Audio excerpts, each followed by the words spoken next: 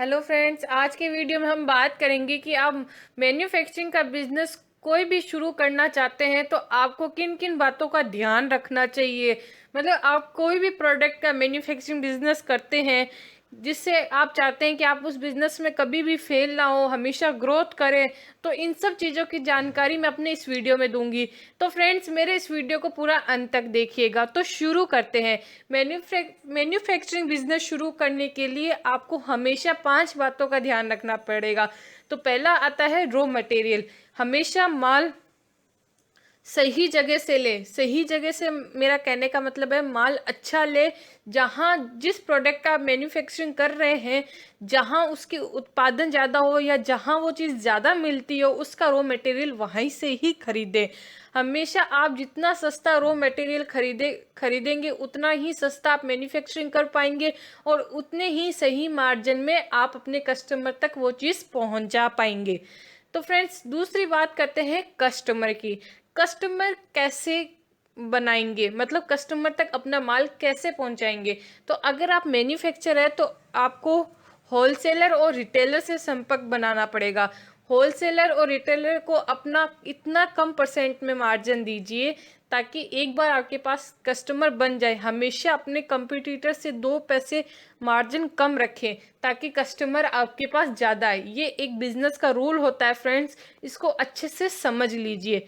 दूसरी होती है एजेंसी। एजेंसी से मेरा मतलब है कि अगर आप मैन्युफैक्चरर हैं तो आप पर्टिकुलर खुद का अपना कोई ब्रांड बना सकते हैं। उस ब्रांड को एजेंसी लेके या कोई बड़ी कंपनी बना के ये मार्केट में सप्लाई कर सकते हैं और कस्टमर को बोल सकते हैं कि अगर आप इस चीज़ की एजेंसी ले रहे हैं तो आपको एक प्रोडक्ट के पीछे 5%, 10% या 20% इतना मार्जिन रहेगा। अब वो आपके ऊपर डिपेंड करता है कि आप प्रोडक्ट कैसे बनाते हैं, कैसे किस हिसाब से आप अपनी कंपनी का उसको नाम दे रहे हैं। ये सब चीज़ें आपके ऊपर ही डिपेंड करती है। तीसरा आता है फ्रेंड्स ब्रोकर के थ्रू। हर एरिया में हर चीज़ का ब्रोकर आपको मिल जाएगा। अगर आप अपने बिजनेस के अंदर ब्रोकर को रखेंगे, मतलब ब्रोकर और कस्टमर, अपने और कस्टमर के बीच में ब्रोकर को भी रखते हैं या ब्रोकर के थ्रू भी आपके पास कस्टमर आ रहे हैं, तो भी आपको प्रॉफिट मार्जिन सही रहता है। ब्रोकर को आप अपना जितना भी परसेंट है उतना परसेंट आप ब्रोकर को दे सकते हैं। ब्रोकर के 2 फायदे होते हैं, एक तो ब्रोकर आपसे भी परसेंट लेता है प्लस कस्टमर से भी लेता है।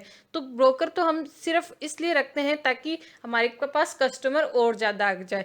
इन 3 बातों का आप हमेशा ध्यान रखिए जब भी आप मैन्युफैक्चरिंग का कोई भी बिजनेस करें तब। तीसरा बात आता है फ्रेंड्स पेमेंट का। हमेशा कोई भी बिजनेस करें, चाहे मैन्युफैक्चरिंग का बिजनेस करें, चाहे होलसेलर का बिजनेस करें या चाहे आप रिटेलर का बिजनेस करें, उधारी कभी ना रखें। फ्रेंड्स, उधारी रखने से क्या हो, एक बार तो आप उधारी रख लोगे, आपसे कस्टमर खुश हो जाएगा कि हाँ भाई इन्होंने उधारी रखी है, चलो अच्छी बात है। लेकिन बाद में क्या होगा, वो कस्टमर आपको उधारी नहीं दी तो आपको तो नुकसान हो गया ना उस चीज़ का। इसलिए कभी भी उधारी ना रखें। अगर उधारी रखते हैं जिससे आपकी बहुत अच्छी जान पहचान हो और आपको विश्वास है कि ये हमारा पैसा लौटाएगा, तो भी उससे 6 महीने से ज़्यादा उधारी ही ना रखें। 6 महीने के बाद हर हालत में आपकी जितनी भी उधारी है उससे वापस ले लीजिए। ये हर एक बिजनेस का एक मेन रूल होता है। कई बिजनेस इसी कारण से फेल होते हैं क्योंकि लोग को, जो कंपनी वाले होते हैं, वो उधारी देते रहते हैं, वापस उनके पास आती नहीं है और उनको अपने बिजनेस में नुकसान हो जाता है और वो समझ ही नहीं पाते कि हमें किस लिए नुकसान हो रहा है। तो इस चीज़ का ख्याल रखें। फिर बात आती है हाफ पेमेंट की। हाफ पेमेंट का कुछ ऐसा रहता है फ्रेंड्स, जैसे आपके पास कस्टमर आया तो कस्टमर को आपने अपना मैन्युफैक्चरिंग का जो भी प्रोडक्ट है वो दिखाया, फिर उसको बताया कि आप पहले इसका पेमेंट कर दीजिए हाफ, और हाफ पेमेंट आपको माल देने के बाद होगा। फिर बात आती है friends full payment. Full payment जब होता है जब आपका और कस्टमर का रिलेशन अच्छा हो या फिर आपकी और कस्टमर की कोई जान पहचान हो, तो वो माल पहुंचने के बाद आपको फुल पेमेंट कर देता है।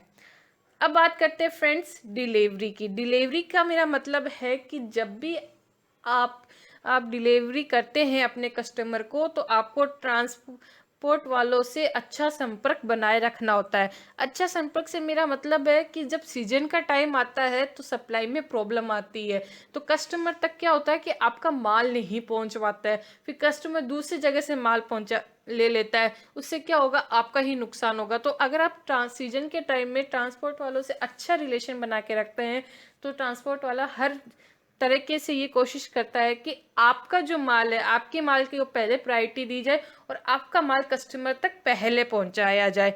तो इन सब बातों का आपको ध्यान रखना होगा। अगर आप इन बातों का ध्यान रखते हैं अपने मैन्युफैक्चरिंग के बिजनेस में तो आपको बिजनेस ग्रोथ करके देगा, आपको किसी भी तरीके का नुकसान नहीं होगा। तो फ्रेंड्स धन्यवाद। अगर आपको मेरा ये वीडियो पसंद आया हो तो प्लीज़ इसको लाइक कीजिए और सब्सक्राइब बटन पे क्लिक कीजिए। अगर इसके बारे में और भी कोई जानकारी चाहिए तो मेरे कमेंट सेक्शन में कमेंट कर दीजिए। फ्रेंड्स एक बात और मैं आपको बताना चाहूँगी कि अगर आप अपने कोई भी प्रोडक्ट का प्रमोशन करना चाहते हैं तो मैं उससे रिलेटेड वीडियो बना दूँगी, आप सिर्फ मेरे कमेंट सेक्शन में कमेंट कर दीजिएगा।